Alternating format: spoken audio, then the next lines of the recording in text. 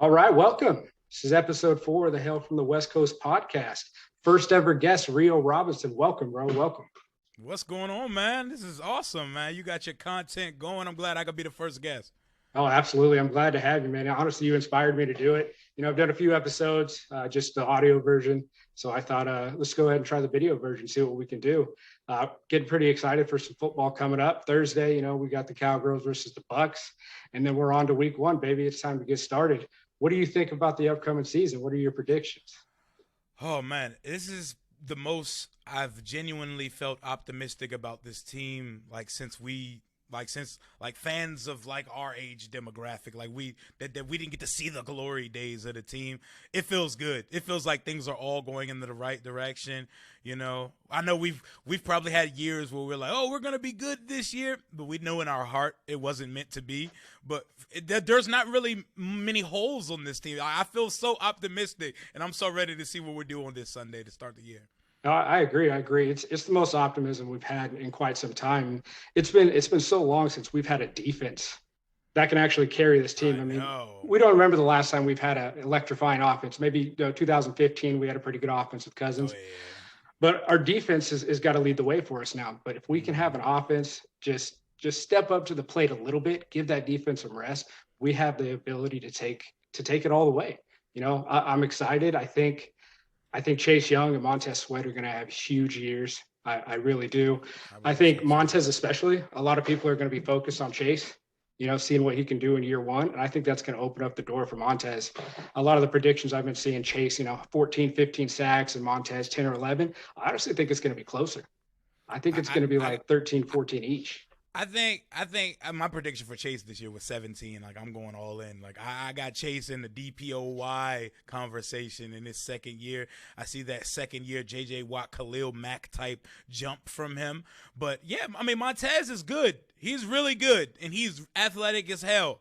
I just think I think they're closer than a lot of people give them, but Chase is just so much of a freak. He's such a freak talent that there's reasons and justifications for why he's seen in a different light as Montez. But all I know is I want them both here for a decade. I want them both here. Oh, absolutely. Absolutely. If we Blank can find a blank way to checks for keep it. both. Yep, blank checks for both when it's time. Exactly. And get it done early. Don't play any of this franchise tag bullshit. When it's time come year 3 to get those contracts going, get those contracts going. Oh yeah, you see what the Steelers are doing with TJ Watt right now? Like they're literally like bullshitting over like 1 year of guarantees. Like pay him, he's great. Pay them. Like he's really good. Good. It's not often you come across those type of defenders who are generational defenders. When you get that opportunity, don't let them go. Don't be stupid. You got to Oh get them. yeah. With the defense and everything, we expect them to be good. What about the offense? Who do you expect on the offense to have a breakout year? I know for starters, Alex Smith and Dwayne Haskins aren't here. So, like, you have a quarterback with 2 legs and you have a quarterback with a goddamn brain and football IQ. And for starters on the baseline, the offense is already better because of that. You add in Curtis Samuel, this stud that we drafted in the 3rd round, De'Ami Brown, a monster of a rookie tackle with Sam Cosmi, Logan Thomas in year 2 as a number 1 option as a tight end, Gibson in year 2 as a running back. Like I see no reason why this offense can't. Like all they need to do is be fine. They don't need to be our 2016 offense where Cousins, Deshaun, Crowder, and Pierre just walked up and down the field on folks. Just be adequate. Don't give away game. Fitz is gonna YOLO sometime. He'll throw up some prayers, but I can live with the fact that he lives a little dangerous because I just can never go back to watching 30 checkdowns again. I can't do it again. Exactly. We had quarterbacks Haskins, Alex Smith throwing the ball behind the line of the scrimmage or up to 5 yards on 3rd and 9, and you're throwing it 4 yards. We're not going to get that first down. We're not going to be able to move the chains. Now that we have a quarterback that's willing to throw the ball downfield, give somebody a chance. Let Thomas go up. Let McLaurin go up. Brown. Let those dudes work for you. I'm excited about what the offense's potential is. We can't leave points off the board. We've been able to move the ball between the 20s quite often, but it's when we get to the red zone. Are we going to be able to push it in? Are we going to be able to have Gibson, go up the middle? Are we going to be able to hit Samuel, McLaurin? And I think Fitzpatrick's the guy that can do that. He's going to throw some picks. We all know it. It's what he does. I'll live with it. Exactly. But I'll live with 12, 15 interceptions if he can give me 28, 29, 30 touchdowns at the same time. Hell yeah, double up. Because like you said, we don't need this offense to come out and score 30 points every game. If we can get to 21, 24 points a game, that defense is going to keep us in every single game. There's no doubt about it. I mean, I know we're going up against a few high-powered offenses. We got the Packers, we got the Chiefs coming up, but this defense is legit. It's been a long time since we've been able to see that we have a legit defense. This is a top 3 defense, and I firmly believe it's the number 1 defense. But we got to go out there and prove it. Yeah, they got to go out there and prove it, because the one thing about potential, it sounds great, but on paper, all potential is talent that hasn't been tapped into fully yet. So let's go out and earn ours. 100% agree. What's your prediction for the overall record? I've wavered a couple of times. So when the schedule came out, I said 9-8. Then I've confidently over the last couple months said 11-6. I think I've pivoted back one game once me and my guy Parker from Sidelines Washington, shout out to my guy, we did our game-by-game predictions. And once we actually set and gave each game context, I fell back to 10-7. So I have us in the division going 4-2. We're going to split with the Giants and the Cowboys. I'm not even going to consider a loss to the Eagles this year because I think they're going to be shit. I think they're going to be bad, and they're going to be drafting a quarterback next year. But yeah, I think 10-7, and I think it wins the division too. There might be someone tied with us, and then we win it off a tiebreaker, or we're going to finish a game ahead of the Giants or Cowboys. I think it's a 3-team dog race, and I think Philly's going to be really bad. I like it. I like it. I agree. I'm on the same page. I got us at 10-7. I got some more tough losses coming, Bills, Chiefs, Packers, Bucks. Those are going to be tough games. If we can pull one of those out, great. But, I've got them as losses in our 10-7 record. I've got us sweeping the Giants. We owe them. It's payback time. It's been six games in a row. We haven't beat the Giants. We've never beat Daniel Jones one time. Yeah, I'm tired of it. But we got to find a way to beat him starting in week 2. So I got to sweeping them, and then I got to splitting with the Cowboys and splitting with the Eagles. I would prefer a sweep over the Eagles, but it seems like sometimes when we play them, we can't ever cover tight ends for some reason. But hopefully that's going to change this year. And 10-7, I think that gets us in. I think that gets us the first back-to-back division champions in how many years? Since 04. 04. That's insane. That's almost 20 years. Oh my! When we got divisions like up there in the Patriots, where they're going 16 years in a row with winning that shit. God. That's insane. I can't even imagine that type of life. Imagine what how old are you? 29, 30 years old, right? I turn 30 next month. Yeah. Oh, happy early birthday. I just turned 30. I guess I'll be 31. Shit, I'll be 31 next month. So it's been 91 since we won a Super Bowl. So we don't know all that. My birth year, I'll be 30 next month, so we're in the same age group. We have never seen this team win 11 games, bro. We've never seen it. It has not happened since we've been not like newborns, because I was 3 months old when they beat the Bills in the Super Bowl. They haven't won 11 games since. That's how you can be passionate about a team. You've literally never had a Super Bowl champion in our lifetime. Well, since we were babies. A Super Bowl champ. We haven't been to an NFC championship. We've won one playoff game since 05. And then before 05, it was 99. And I remember them vividly because they're the only ones I've ever known to win. We beat the Lions in the wild card game at home in 99. And in 2005, we beat the Bucks, and Sean Taylor had picked up the fumble. And then he got ejected for spitting on Pittman. That's it. Oh, I remember it. It's sad when we played the Bucks 2 or 3 times in the playoffs, and then the Seahawks. Yeah. I felt like every time we made the playoffs, we played against the damn Seahawks. It's just I want to play somebody different. And then last year we got the Bucks again. It's time to change things up. So how did you become a Washington football fan? It was just in my blood. I was born into it. It was like an arranged marriage. You just come out the womb and just, here you go, son. Burgundy and gold. My parents were big fans. My father is a absolute diehard fan, and it's even to this day. And also it's really cool to have my father be a part of this content creation journey I'm on right now. And him and my mother, God rest her soul, they were always just huge fans. My crib would just be decked out in burgundy and gold shit. I remember they went to every parade. I can't even fathom the life that they got to watch as fans. My birth year, 91, They went 14-2 and beat the shit out of the Bills, who went to 4 straight Super Bowls that year. They're one of the top 2 teams in NFL history. Like they were that good. And like, could you imagine us going 14-2 and winning the Super Bowl? No. I told people we'd be having orgies all over the DMV. Like it would be lit. I couldn't imagine being 14-2. Like I said, my whole lifetime, we've never had that success. And, I can't wait for us to get it. I became a fan, pretty much just the day I was born as well. My dad was the reason. I don't live in the DMV area, hail from the West Coast. I'm out in California. So everybody always asks me, how do you become a Redskins fan? I was like, well, I was born into it. My dad was a Redskins fan. He became a fan in 1972. The year we lost to the Dolphins. We are Native American. We got Native 72 American Dolphins. And my dad was watching the game with his buddy, and he became a Redskins fan. And from the day I was born, I had that option pretty much. I got Niner fans out here, and then I got my dad, and one of my brothers is Redskins fan. I got pictures when I was a kid and then putting me in Niner shit, and I just wanted to burn them. Like, why would you do that to me? Like, that burns my skin. Like, and I don't know, the passion that I grew for this team as I got older just got deeper and deeper. And no matter how bad we were, I just couldn't turn my back. I literally tried when I was like 12 or 13 years old, like back when Peyton Manning was on the Colts and was just tearing it up. Like, I loved Peyton Manning from the football aspect. I was a quarterback. I loved quarterbacks. So I remember going to my room after the season, just tearing all my Redskins shit down, throwing it in the closet.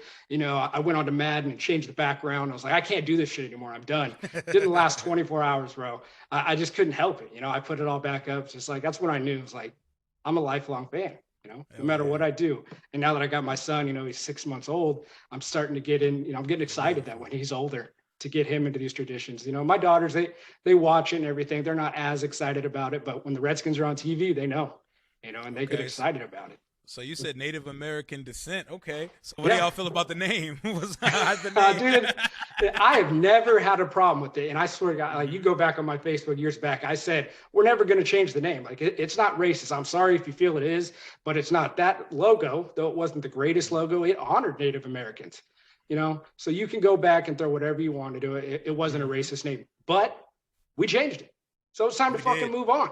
Hey, we did, right? It's not coming back. It's like, there's nothing we can do. We can get mad about it. We can go on Twitter and gripe about it, but it's not going to change a damn thing.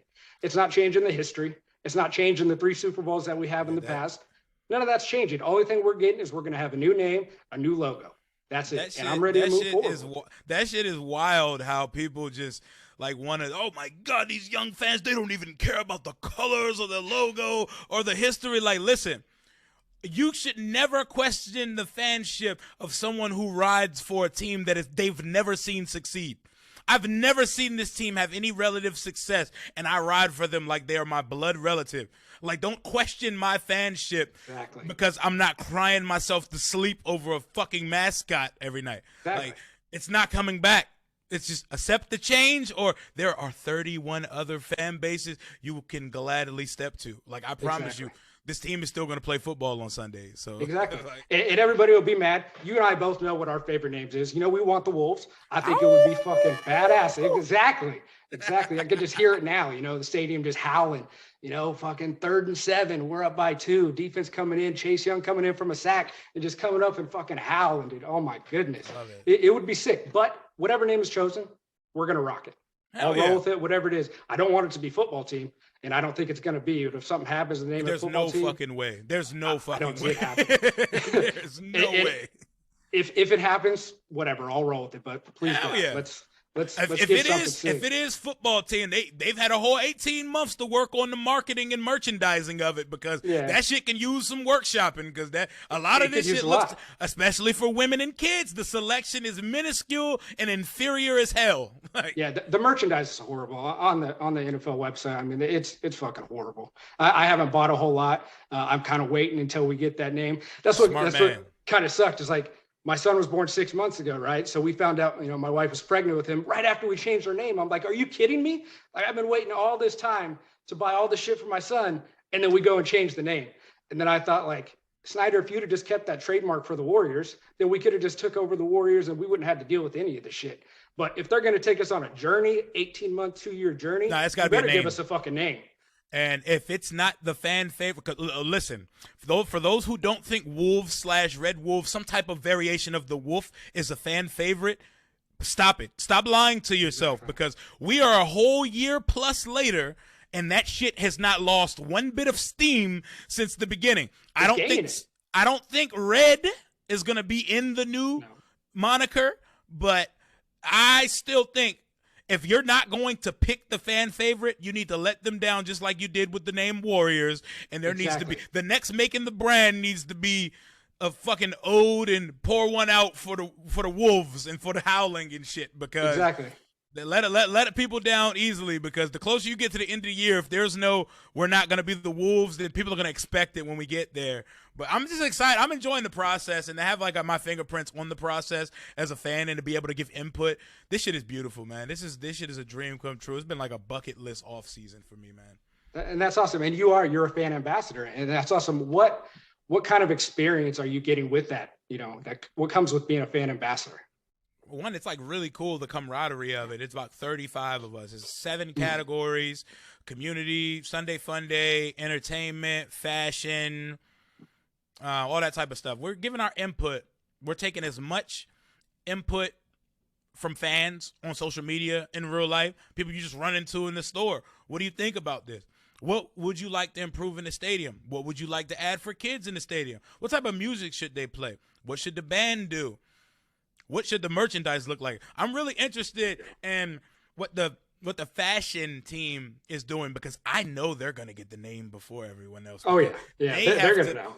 They're gonna have to add input into like the merchandising, the logo. Like they're gonna have to put their own little taste on things. I'm gonna have to get me an inside source inside the fashion ambassador crew, but it's really cool. We have our own portal on the team website called the Ambassador Portal, where we can all communicate with each other, all our information. We get our own bios and information and stuff on the website. Next week, we actually meet with the content team, with Julie and the content team, to pitch some ideas of how we can improve some things. I'm actually going to pitch something myself. So it's going to be awesome. It's really cool, man. These focus groups, and it's just inclusion of the fans, and it's genuine inclusion. It's not just pandering or look at us, we're involving the fans now.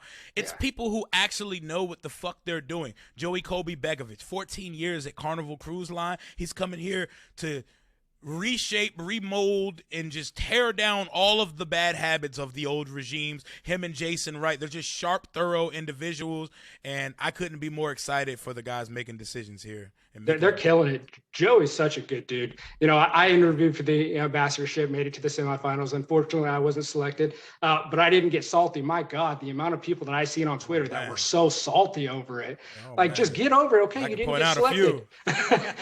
just move on. Just appreciate what they're doing now. It's such a different experience for fans now than it was in years past. It's just you can acknowledge all the people that didn't. You can acknowledge all the people that are bitter about it by throwing that you're an ambassador in every time they disagree with you on the internet. Oh my God, but you're an ambassador. Like, oh my God. Like, it's okay, guys. There's next year. There's next year, man. Yeah, definitely. I hope to have Joey on the show here in a couple of weeks, But yeah, I'm excited with the way everything's going. I do want to ask you, you're a fantasy football guy, right? I know you play some fantasy ball. I just did like 4 drafts in the last 2 days. Hell yeah. I like to wait right till the end. I've done a few drafts where we do it like right after the draft. I'm doing a dynasty one this year. First time I've ever done dynasty. But yeah, it's crazy, right? Doing it that early, and then you got all the injuries and stuff. But dynasty is a little bit different because you keep those players, for the whole next season. Mm-hmm. Then you do a draft for the rookies and stuff. It's pretty cool. But what I want to know, what was your worst draft experience? What mistake did you make in fantasy that at the end of the year you're like, what the fuck was I doing? It probably wasn't a draft thing. It was I made a trade. I decided to trade for Saquon a couple seasons ago, and he got hurt. He literally got hurt the week I traded for him, and I traded like a significant amount of things. But if it would have played out right for me and Saquon would have played, I probably would have won the league.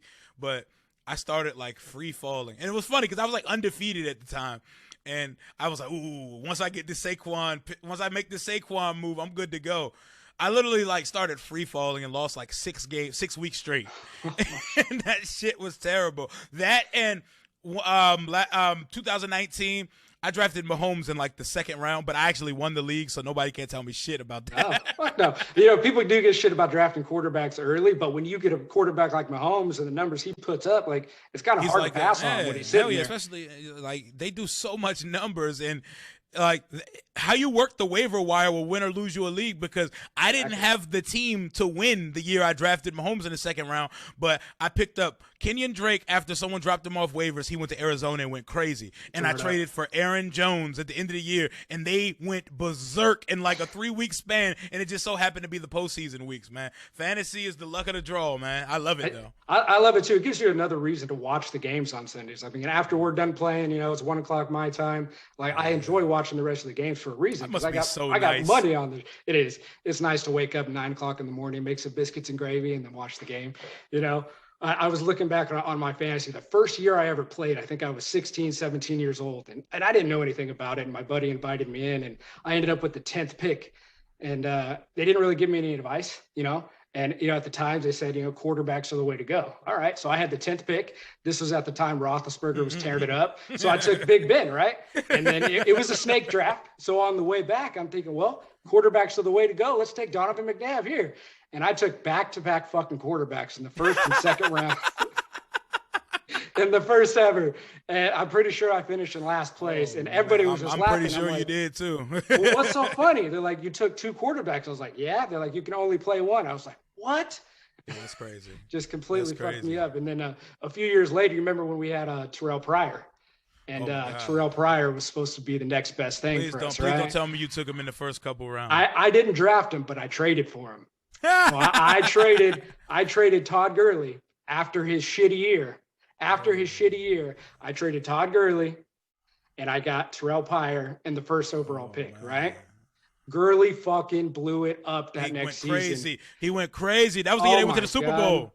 Yep. Oh, my God. And Pryor didn't do a damn thing. Didn't do a damn thing. He made workout videos. I did get Antonio Brown with the number 1 pick, but Gurley just fucking blew it up, and the guy I traded him to, he ended up winning the Super Bowl or winning the championship that year. I couldn't believe it. Yeah, it'd be like that, man. Fantasy, like last year, I felt like I had the league in the bag, and then Kamara decided to have 7 touchdowns in a game, and I was in a circumstance where all he had to do was have a normal game, and I would have won.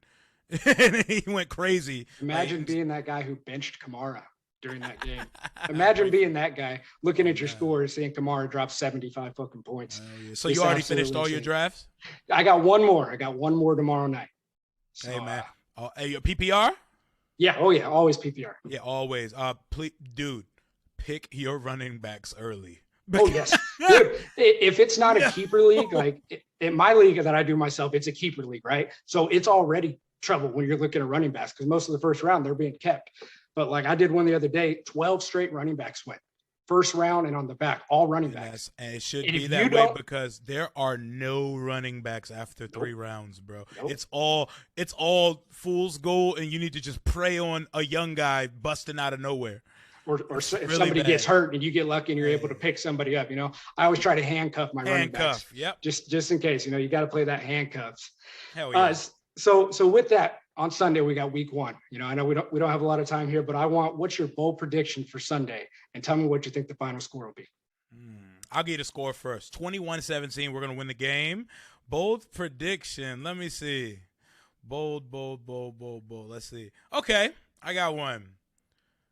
Fitzpatrick's going to be right under 300 yards and give us 2 touchdowns. Okay. Fitzpatrick's going to be at 298, 2 touchdowns, 1 interception. The defense is going to force 2 turnovers, a fumble and a pick. And my bold prediction is that the player of the game for us is going to be, if it's not the quarterback, Landon Collins. I think Landon Collins is going to return to what we thought he was when we signed him, and I think he's here to make a statement this year. That's my bold prediction. Landon. I agree. I love it. I completely agree with that. Collins he's sleeping right now. People are sleeping on him, and I think he's going to bounce back from that injury, and he's going to show us the reason. We paid him all that money. He's going to earn it. I got, for my bold prediction, I've got our offense being the star of the day. I've got us dropping 31 points. Defense holding the Chargers to 20, picking off Herbert 3 times. 31-20 victory week 1. Ooh, oh, What that do you would think be. of that? That's All I bold. know is we're gonna go crazy at FedEx if that happens, man. Oh my God, that would be insane. We just go out there and stifle the second year quarterback and the rookie coach and just put it to him, and it's the offense. What's Fitz putting up? You said? I got Fitz. I'm going to say Fitz 330 yards, 3 touchdowns, 2 interceptions. Oh, I'll take it with the 2 interceptions. I don't not right? give a damn. I don't. It's bold. It's bold. But honestly, I just want to see a victory. Week 1 victory against the Chargers. I don't That's the care way to how it start off looks. the season. Hell yeah.